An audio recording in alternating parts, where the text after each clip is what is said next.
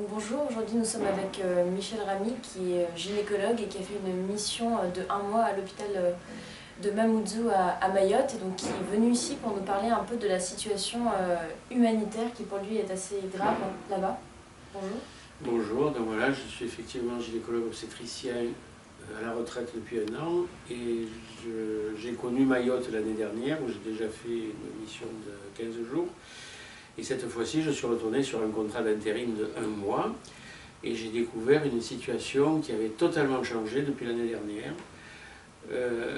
Depuis apparemment 4 ou 6 mois, il y a un gros problème dans la République des Comores, qui est un pays indépendant mais qui est voisin de Mayotte. Mayotte étant resté un département français, donc si vous voulez on fera un peu d'historique après. Et il semblerait que aux Comores, donc République indépendante, depuis 4 ou 6 mois, le personnel hospitalier n'est plus payé. Donc les hôpitaux sont fermés et il y a un exode sanitaire qui s'est ajouté à l'exode économique que connaissait déjà Mayotte depuis des années.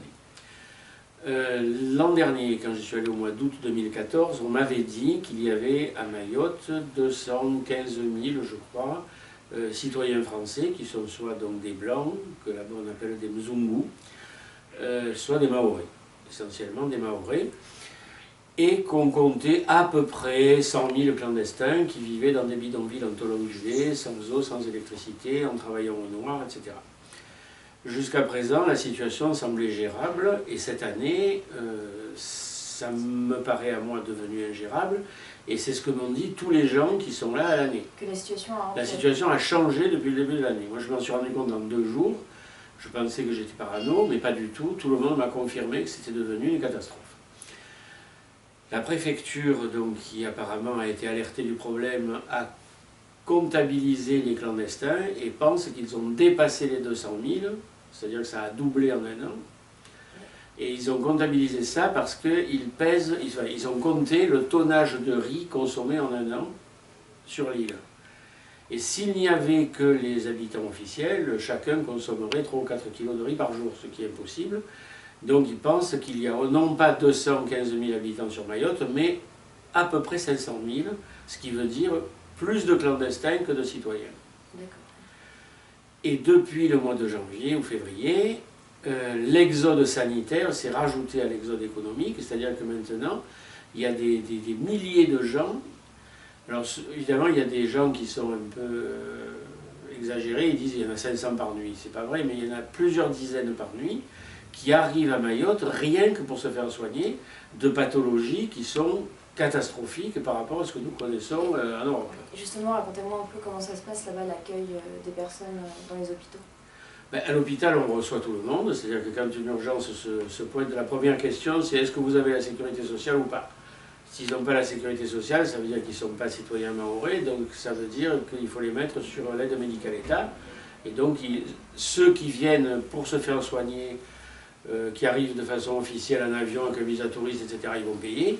Et ceux qui viennent par les radeaux, par les pirogues, je veux dire, eh bien, ceux-là, ils vont pas payer du tout, parce que de toute façon, ils n'ont même pas de quoi s'acheter à manger.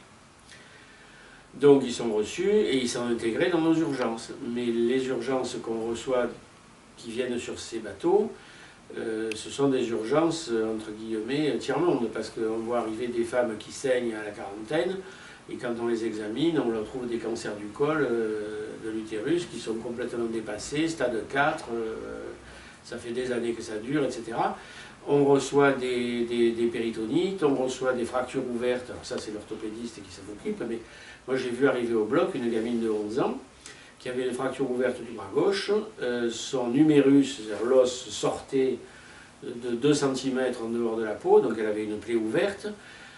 Son père, complètement affolé, avait cherché à la soigner sur place à Anjouan, qui fait partie des Comores indépendantes, mais à part un établissement privé qui lui aurait pris 10 ans de salaire pour opérer sa fille, les hôpitaux étant fermés, il a préféré cotiser ses voisins et sa famille pour payer le bateau. Ça leur coûte 300 € en moyenne. Ils ont pris un Zodiac de 5 mètres sur lequel il y avait 19 personnes et ils ont traversé pendant 24 heures le canal du Mozambique en direction de Mayotte.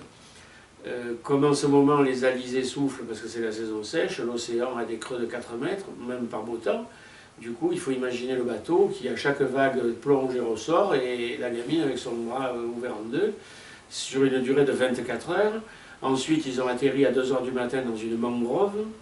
Alors, je ne sais pas si vous savez ce que c'est les mangroves, mais enfin, c'est un endroit où c'est des espèces d'estuaires, de rivières un peu saumâtres, où il y a des palétuviers avec les racines qui sortent de la vase.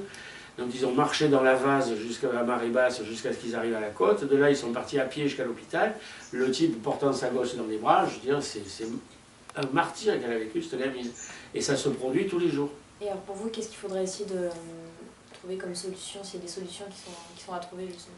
Eh ben, les solutions, je ne sais pas, mais les gens raisonnables qui m'ont parlé là-bas, ils disent que Mayotte ne s'en sortira, entre guillemets, que si les Comores s'en sortent. Parce que la départementalisation, elle remonte à 2011, donc elle est en cours, elle n'est pas finie. Les salaires n'ont pas encore atteint les salaires de la France, ni même de la Réunion, puisque la Réunion est un département français depuis longtemps. Il y a des grèves à Mayotte pour l'égalité des salaires, justement. Donc, quand j'étais là-bas, il y a eu 3 semaines de grève à la Banque française du commerce parce qu'ils en avaient marre de ne pas être payés comme les employés de la Réunion. Donc, le processus de départementalisation est en cours. Si Mayotte était isolée dans l'océan Indien, comme l'est par exemple la Réunion, il n'y aurait pas de problème. Mais avec la proximité des Comores indépendantes où tout le monde crève de faim, Mayotte ne peut s'en sortir que si les Comores s'en sortent. Voilà. Donc moi, quand je compare avec la République des Seychelles, qui se trouve aussi dans l'océan Indien et où j'ai bossé il y a 25 ans, c'est totalement différent. Le gouvernement séchellois, qu'on critique beaucoup parce qu'il est communiste, comme Castro, etc., c'est apparemment mieux occupé du bien-être de sa population, puisque l'éducation est gratuite, la santé est gratuite, les lunettes sont gratuites, le dentiste est gratuit, et il n'y a pas de corruption. Mayotte, pardon, la République des Comores, apparemment, c'est une catastrophe. Il n'y a pas l'électricité partout, il n'y a pas l'eau courante partout. Les hôpitaux, le personnel n'est plus payé, mais déjà depuis longtemps, ils avaient plus ce qu'on appelle des consommables, c'est-à-dire qu'on ne leur donnait pas de seringues, d'aiguilles, de flacons de perfusion, de tout ce qui sert à faire vivre un service hospitalier. Moi, j'ai rencontré un médecin anesthésiste à Mayotte qui, à lui, a été comorien. Il a été formé aux Comores et il a eu son diplôme d'anesthésiste parce qu'en 2003, la France retirait ses coopérants. Donc ils avaient donné de l'argent pour qu'on forme des spécialistes locaux.